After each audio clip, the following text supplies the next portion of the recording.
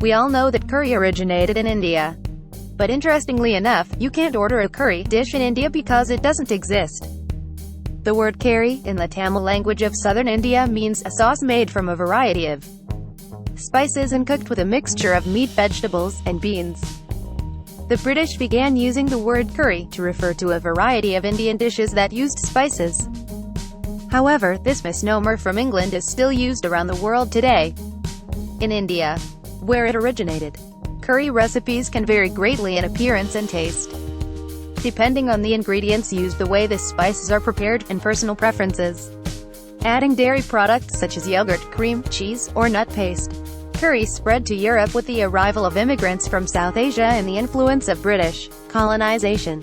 The emergence of curry powder as a convenient ready-to-eat commercial spice mixture can be traced back to 18th century England. After the Meiji Restoration, the Japanese added apple puree to British curry and poured it on top of rice, thus forming curry rice with Japanese characteristics. Nowadays, curry rice has become a national delicacy in Japan, along with ramen.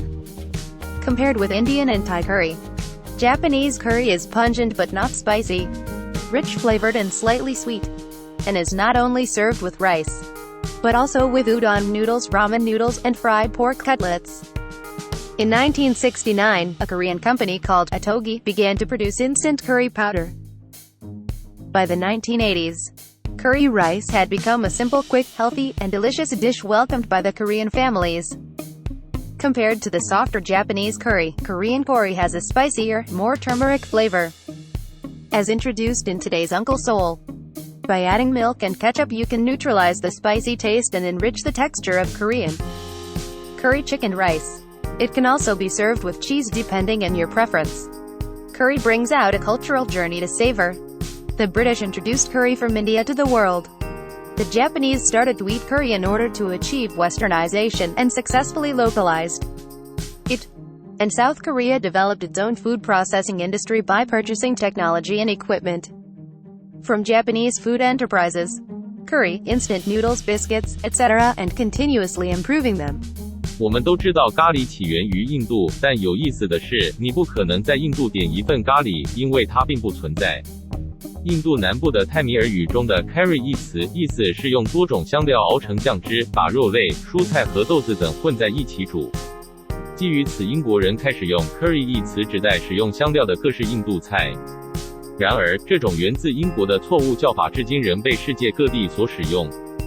在发源地印度，根源用料的不同，香料的烹饪方式，个人偏好，比如加入酸奶、奶油、奶酪等奶制品或果仁糊，咖喱的配方可谓千变万化，外观和口味并不固定。咖喱伴随着南亚移民的迁入和英国殖民的影响传至欧洲。作为一种方便即食的商业化的香料混合物，咖喱粉的出现可以追溯至18世纪的英国。明治维新后，日本人在英式咖喱的基础上加入苹果泥并浇在米饭上，形成了具有日本特色的咖喱饭。如今，咖喱饭已经与拉面一起成为日本的国民美食。较之印度、泰国风味的咖喱，日式咖喱辛而不辣，浓郁为甜。日式咖喱不单搭配米饭，也常与乌冬面、拉面、炸猪排一起食用。1969年，有一家叫做 Ottogi 的韩国公司开始生产速食咖喱粉。至80年代，简单速成、健康美味的咖喱饭已经成为广受欢迎的韩国家庭料理。较之日式咖喱的柔和，韩式咖喱加重了姜黄，提升了辣味。今天 Uncle Seoul 介绍的韩式咖喱鸡肉饭，通过加入牛奶和番茄酱，可以中和辛辣的味道，让口感更丰富一些。根据自己的口味，还可以加奶酪一起食用。咖喱引出了一场值得品味的文化之旅。英国人让咖喱从印度走向世界，日本人为了西化而开始吃咖喱，并将其成功本土化。韩国通过购买日本食品企业咖喱、方便面、饼干等的技术和设备，并不断改良，才有了自主的食品加工产业。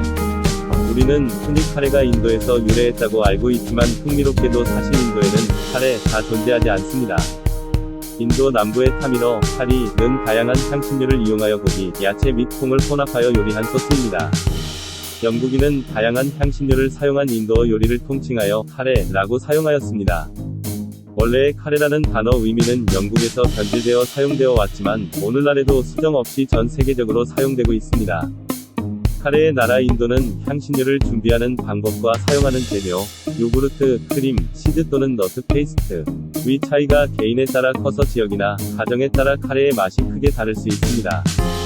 카레는 남아시아인들의 유럽 이민과 영국 식민지의 영향으로 유럽으로 퍼졌습니다.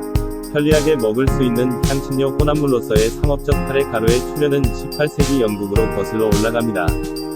메이지 유신 이후 일본인은 영국 카레에 사과 퓨레를 더해 밥 위에 부어 일본 특유의 카레라이스를 만들었습니다.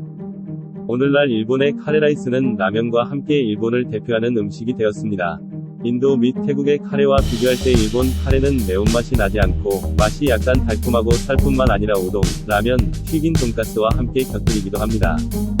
1969년 한국 회사 오뚜기 가 인스턴트 카레 가루를 생산하기 시작했고 1980년 이후부터는 한국 가정에서 환영받는 쉽고 빠르게 만들 수 있는 건강하고 맛있는 요리가 되었습니다.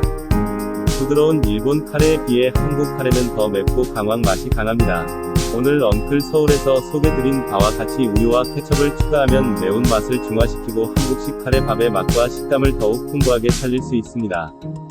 또한 취향에 따라 치즈를 곁들여 드셔도 맛있습니다. 카레는 전세계를 한바퀴 도는 문화적 교류의 중심입니다. 영국인은 인도의 카레를 전세계에 소개했습니다. 일본인은 서양화를 달성하기 위해 카레를 먹기 시작했고 성공적으로 현지화했습니다. 한국은 일본 식품 기업 카레, 라면, 비스킷 등으로부터 기술과 장비를 구매하고 지속적으로 개선함으로써 한국 특유의 식품 가공 산업을 발전시켰습니다.